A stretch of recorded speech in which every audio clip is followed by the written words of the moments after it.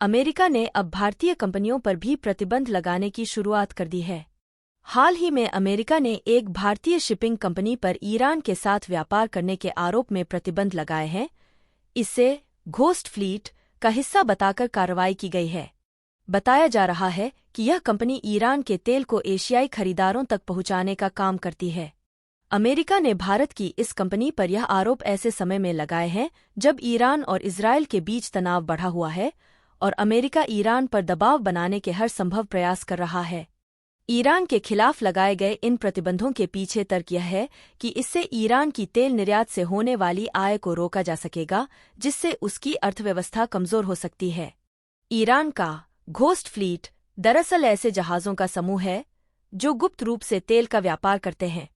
ये जहाज़ अपनी पहचान छिपाने के लिए ट्रैकिंग सिस्टम को बंद कर देते हैं या फर्जी दस्तावेजों का उपयोग करते हैं। इसी के चलते अमेरिका ने इन जहाज़ों और कंपनियों पर प्रतिबंध लगाया है, जिनमें भारतीय कंपनी गब्बू शिप सर्विसेज भी शामिल है। इस प्रतिबंध के पीछे अमेरिका का उद्देश्य ईरान की तेल आधारित अर्थव्यवस्था को चोट पहुंचाना है, ताकि इजरायल और अमेरिका के विरोधी ईरान को कमजोर किया जा सके। ईरान ने इन आरोपों को झूठा बताया है, लेकिन अमेरिका का दावा है कि इन कंपनियों के अवैध गतिविधियों में शामिल होने के पुख्ता सबूत हैं। अमेरिका ने इसी क्रम में ईरान के खिलाफ इजरायल की मदद के लिए थर्ड मिसाइल डिफेंस सिस्टम भेजने का फैसला किया है। इस तकनीक से इजरायल को ईरान के संभावित मिसाइल हमलों से बचाने की योजना है। अब सवाल यह उठता है कि अमेरिका द्वारा लगाए गए आरोप कितने सच्चे हैं और क्या भारत की कंपनियां सच में घोस्ट फ्लीट का हिस्सा हैं। इस पर अलग अलग मत हो सकते हैं, लेकिन यह साफ है कि अमेरिका और ईरान के बीच चल रही खींचतान में भारत भी कहीं न कहीं फंसता जा रहा है। अमेरिका और ईरान के बीच का यह विवाद कई सालों से चल रहा है और इसमें नए नए मोड़ देखने को मिलते हैं। अमेरिका ने ईरान पर पहले भी कई तरह के प्रतिबंध लगाए थे, जिनमें मुख्य रूप से उसके तेल व्यापार और परमाणु कार्यक्रम को निशाना बनाया गया था। हालिया प्रतिबंध, जिसमें भारत की शिपिंग कंपनियों को शामिल किया गया है, इसी रणनीति का हिस्सा है। अमेरिका ईरान को आर्थिक रूप से कमजोर करना चाहता है ताकि वह अपने परमाणु और सैन्य कार्यक्रमों को आगे न बढ़ा सके। ईरान के खिलाफ अमेरिका के प्रतिबंधों का असर सिर्फ ईरान पर ही नहीं बल्कि उन देशों पर भी पड़ता है जो उसके साथ व्यापार करते हैं। भारत और ईरान के बीच सदियों पुराने रिश्ते हैं और दोनों देशों के बीच तेल व्यापार एक प्रमुख घटक है। हालांकि जब से अमेरिका ने ईरान पर सख्त प्रतिबंध लगाए हैं, तब से भारत और ईरान के बीच व्यापार काफी हद तक प्रभावित हुआ है, खासकर तेल के क्षेत्र में। इसका मतलब यह नहीं है कि भारत और ईरान के बीच व्यापार पूरी तरह से रुक गया है। भारत अब भी ईरान को कई वस्तुओं जैसे चावल, चाय, मसाले और मेडिकल उपकरणों का निर्यात करता है और ईरान भी भारत के लिए एक महत्वपूर्ण बाजार बना हुआ है।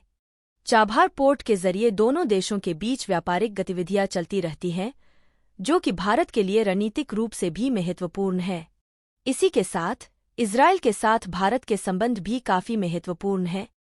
इजरायल के साथ भारत का व्यापार, खासकर रक्षा और कृषि के क्षेत्र में, लगातार बढ़ रहा है। दोनों देशों के बीच हुए फ्री ट्रेड एग्रीमेंट ने व्यापार को और भी बढ़ावा दिया है। इसलिए अमेरिका की ओर से भारत पर लगाए गए ये हालिया प्रतिबंध एक प्रकार का संतुलन तोड़ने का प्रयास भी हो सकता है, क्योंकि भारत एक ही समय में ईरान और इजरायल दोनों के साथ अच्छे संबंध बनाए रखने की कोशिश कर रहा है। इस समय अमेरिका का फोकस ईरान को वैश्विक व्यापार से अलग-थलग करने पर है और इसके लिए वह ऐसे देशों और कंपनियों को निशाना बना रहा है जो ईरान के साथ व्यापारिक संबंध रखते हैं।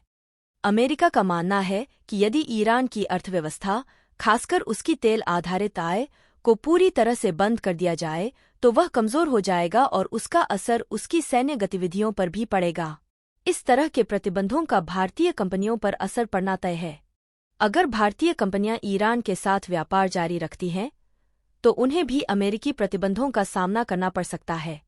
ऐसे में भारत को कूटनीतिक संतुलन बनाते हुए अपनी व्यापारिक नीतियों का पुनर्मूल्यांकन करना होगा। अब देखना यह है कि भारत इस स्थिति को कैसे संभालता है।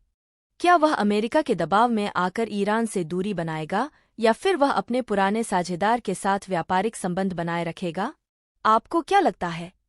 अमेरिका द्वारा भारतीय कंपनी पर लगाए गए आरोप सही हैं या गलत? अपनी राय कमेंट्स में जरूर साझा करें।